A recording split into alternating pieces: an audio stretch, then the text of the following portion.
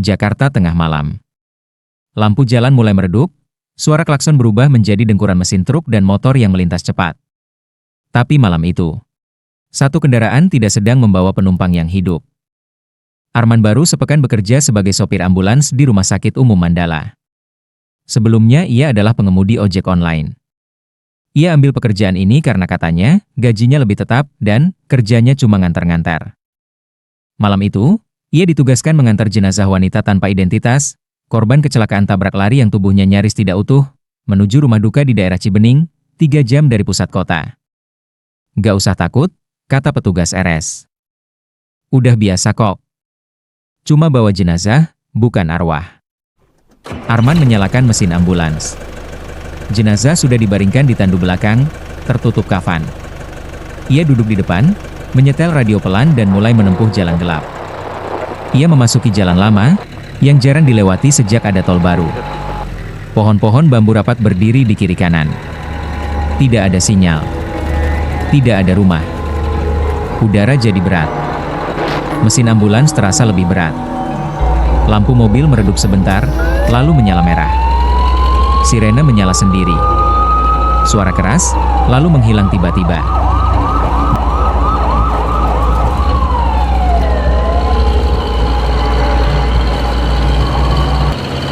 Jalanan mulai sepi. Lampu kota makin jarang. Sekitar pukul 1.45 dini hari, radio tiba-tiba berbunyi sendiri. Siaran statis lalu suara wanita berbisik. Aku belum pulang.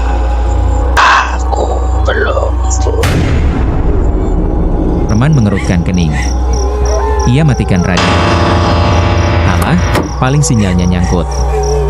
Beberapa menit kemudian, kaca spionnya memperlihatkan kafan jenazah terbuka sedikit, seperti disentak dari dalam. Arman menghentikan mobil. Ia turun, memeriksa ke belakang. Jenazah masih di sana. Tapi ada bekas sidik jari berdarah di jendela belakang.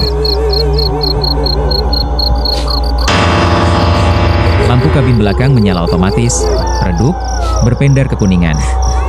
Tandu jenazah masih di sana. Tubuh itu diam.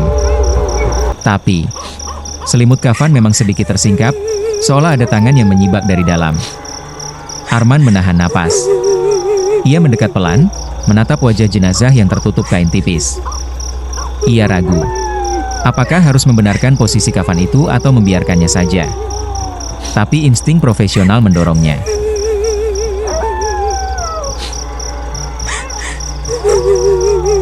Arman menahan napas. Ia mendekat pelan, menatap wajah jenazah yang tertutup kain tipis. Ia ragu. Apakah harus membenarkan posisi kafan itu atau membiarkannya saja? Tapi insting profesional mendorongnya. Dengan tangan sedikit gemetar, ia membetulkan kafan. Dan saat itulah, ia melihat sesuatu di jendela belakang ambulans. Bekas sidik jari. 5 jari panjang, jelas membekas dari dalam jendela kaca. Warnanya merah gelap. Masih basah. Darah. Jarinya seperti milik perempuan. Kurus, kuku panjang. Tapi yang membuatnya menggigil. Tidak ada luka di tubuh jenazah. Tidak ada darah yang mengalir. Bekas itu tidak mungkin berasal dari tubuh di tandu. Arman mematung. Telinganya seperti berdengung. Dadanya naik turun, jantung berdebar tak karuan. Dalam diam, ia menatap sekeliling. Tidak ada mobil lain. Tidak ada rumah. Tidak ada suara, kecuali angin yang membawa semilir bisikan yang sulit dimengerti. Jangan dibuka. Arman spontan menoleh ke belakang. Tak ada siapa-siapa. Ia buru-buru menutup pintu ambulans, memastikan terkunci rapat. Ia berjalan cepat kembali ke kursi pengemudi, masuk, dan menutup pintu. Nafasnya berat.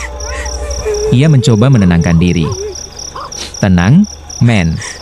Lo cuma kecapean. Cuma halusinasi. Tapi saat ia melihat kaca depan, darahnya kembali dingin. Bekas sidik jari yang sama kini ada di bagian luar kaca depan. 5 jari. Meluncur turun perlahan. Seolah ada yang tadi berdiri di kap mobil. Dan dalam kilatan sepersekian detik, dari pantulan kaca itu, ia melihat sosok wanita berdiri di balik ambulans. wajahnya tanpa kulit. Hanya daging merah dan senyum yang retak. Arman yang kembali menancap gas, tidak berani menoleh ke belakang lagi. Tapi kini, setiap suara derit di kabin belakang membuatnya semakin kehilangan akal sehat.